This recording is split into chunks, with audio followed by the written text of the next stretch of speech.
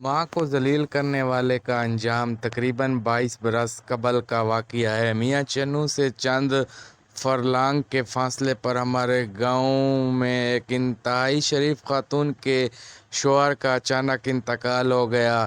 ان کا ایک ہی بچہ تھا جس کی عمر اس وقت 5 برس تھی۔ شوہر کے انتقال کے بعد خاتون بالکل تنہا رہ گئی۔ ان کے آگے پیچھے کوئی نہ تھا۔ غربت کے سبب رشتہ داروں نے بھی کنارہ کشی کر لی۔ کسی نے سچ کہا ہے کہ ٹوٹ جاتا ہے غریبی میں جو رشتہ خاص ہوتا ہے۔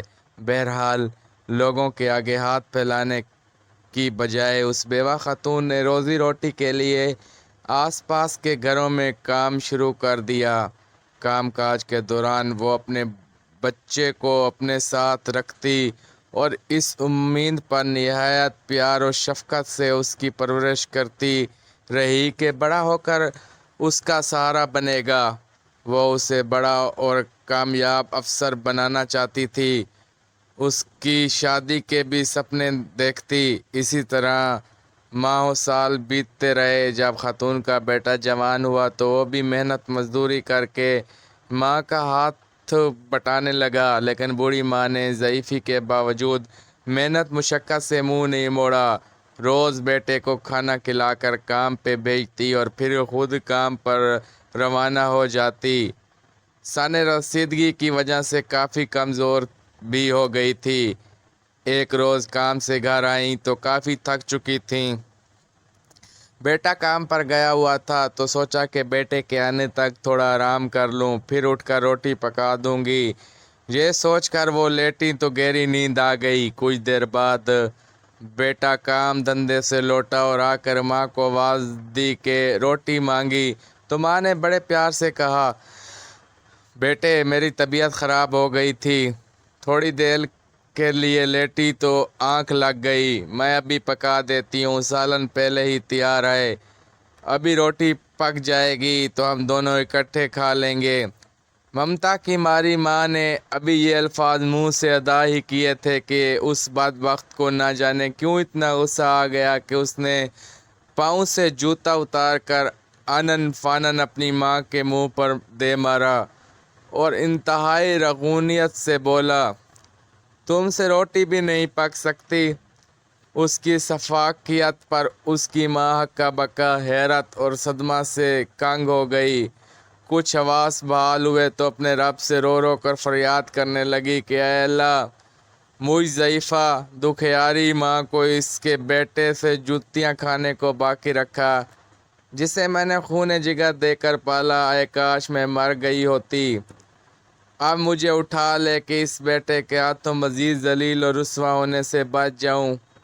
بیمار و ناتواں ماں اپنے رب کے حضور گریہ کناں تھی۔ دوسری طرف نافرمان بیٹا نتھنے چڑھائے بے حسی اور نخوت سے ایک طرف بیٹھ کر ماں کو تک رہا تھا، جیسے ماں کے منہ پر جوتا مارنا کوئی معانی نہیں رکھتا تھا۔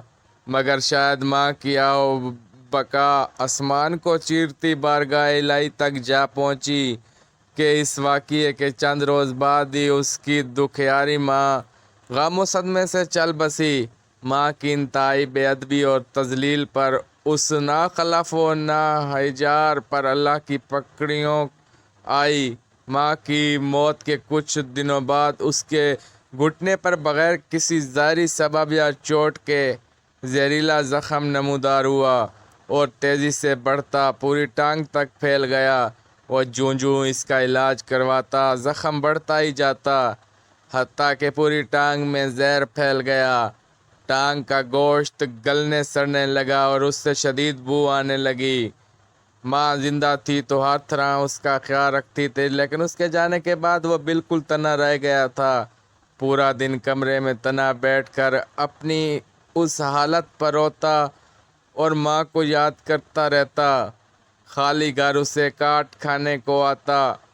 خود کو گھسیٹتا ہوا بڑی مشکلوں سے دروازے سے باہر جا بیٹھا۔ بدبو کے بھبکوں سے لوگ ناک پر ہاتھ رکھ کر گزر جاتے۔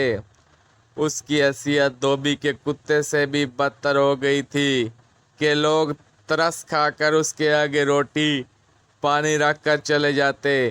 جو بھی اس کے قریب سے گزرتا اس کی طرف وحشت زدہ انداز سے دیکھ کر یہی کہتا کہ ہائے مجھے موت آ جائے، یہ میری ماں کی بد دعا کا نتیجہ ہے، ماں کی بد دعا سے بچو، دیکھو مجھے جو دیا عبرت نگاہ ہو، بے شک زندگی خود بھی گناہوں کی سزا دیتی ہے۔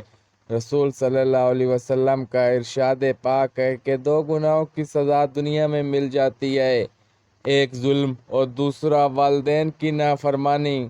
اللہ تعالیٰ سب کو ان گناہوں سے محفوظ رکھے اور والدین کی قدر و قیمت جاننے اور ان کے ساتھ حسن سلوک کرنے کی توفیق عطا فرمائے۔ دوستو آپ سے ریکویسٹ ہے کہ اگر آپ بھی ماں باپ کے نافرمان ہیں تو اللہ تبارک و تعالیٰ سے توبہ کر لیں تاکہ موت آنے سے پہلے ہمیں بھی ماں باپ کی خدمت کرنے کا موقع مل سکے۔